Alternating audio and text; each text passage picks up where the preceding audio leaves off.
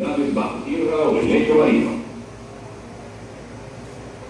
No se tiene certeza de cómo se ha formado, pero sí una idea general. Hace millones de años los cuerpos muertos de diminutos organismos marinos se hundieron hasta el fondo del mar. Se hundieron asimismo materias vegetales en putrefacción y partículas líquidas de arena.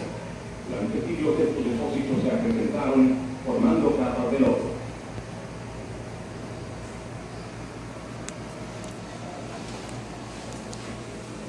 Las capas inferiores sufrían el efecto de las superiores. Gradualmente se vieron constituidas hasta constituirse en unas rocas denominadas sedimentarias. Las materias animales y vegetales, embebidas en las capas, se vieron sometidas a una presión y un calor creciente. Esto las transformó en gases y líquidos de hidrocarbonos.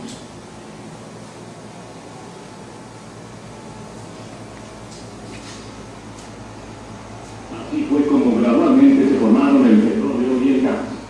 Las capas de roca conteniendo el petróleo y las del gas eran rocas, es decir, como esta. El petróleo y el gas penetraron las profundidades y se esparcieron por las rocas. Muy lentamente, a lo largo de millones de años, el petróleo se fue acumulando en las rocas. La formación del petróleo siempre se inició bajo mares poco profundos.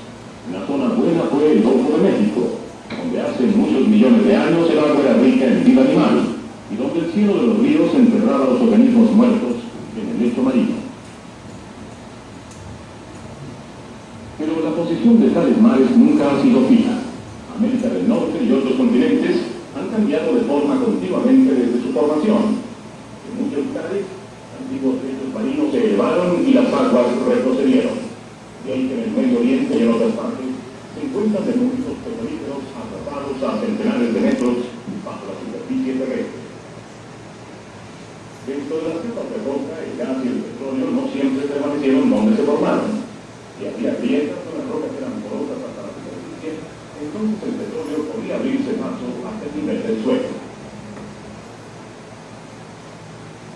Las moléculas de petróleo más livianas se evaporarían y quedaría un lago de altiplano. Un ejemplo de tal fenómeno se encuentra en Trinidad. Sin embargo, tales fenómenos son raros. En la mayoría de los casos, el petróleo se topaba finalmente con una capa de roca que no podía atravesar. Esta roca era impermeable al petróleo.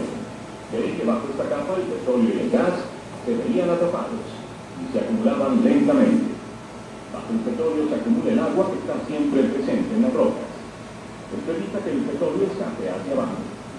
El petróleo atrapado forma un depósito subterráneo en los poros de la roca. Son estos depósitos los que tratamos de hallar cuando buscamos petróleo. Sobre los distintos tipos de petróleo atrapados y cómo los encontramos, tratará nuestra próxima película.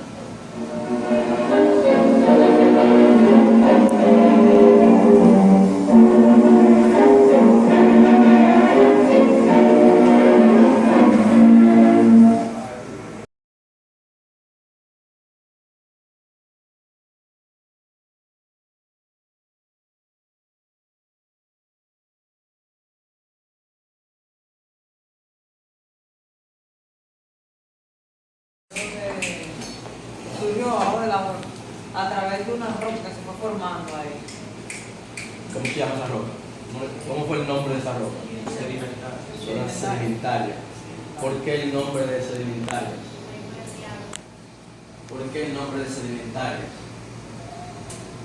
El nombre de sedimentaria proviene porque esas rocas se formaron a partir de los sedimentos de organismos marinos muertos. Y los sedimentos, conjuntos con organismos orgánicos, con animales de restos orgánicos, ya sean animales o plantas, fueron arropados como una capa de arena, que así lo decía ahí. Entonces esa capa de arena, con el tiempo, con el paso de los años, fueron formándose y se formaron las rocas.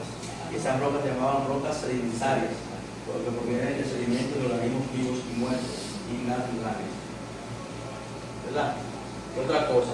¿Qué más me pueden decir del petróleo? ¿Cómo es? Ahora también hay diferentes usos del petróleo. Perfecto. ¿Cuáles son esos usos mencionados ahí? Para combustibles de los autos, para generar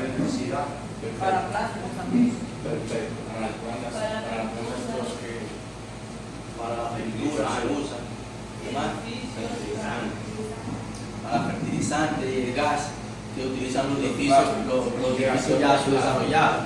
Fíjense en Estados Unidos. En Estados Unidos existe lo que es calefacción y gas en todos los edificios. ¿Por dónde viene ese gas? El petróleo. Ahora, los métodos de extracción que no explicaba ahí consisten en métodos que se llaman destilación fraccionada. ¿Qué hacen? Ellos, como lo explicaba ahí, ellos ubican a través de isótopos. El isótopo es un medio para identificar dónde están ubicados específicamente esos puntos donde existe el petróleo. Pues que ellos introducen unos tubos, una vez que hayan identificado esos pozos, introducen unos tubos, y esos tubos entonces insertan una maquinaria y lo extraen a través de un proceso que se llama destilación fraccionada del petróleo. ¿En qué consiste la destilación fraccionada del petróleo? Ustedes saben que dicen que es una mezcla de todos los hidrocarburos. Entonces, como es muchos hidrocarburos, cada uno de ellos presenta diferentes temperaturas.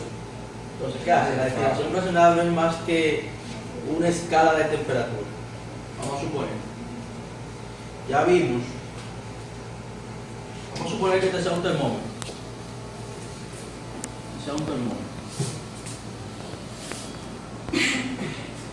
Y está calibrado a diferentes temperaturas.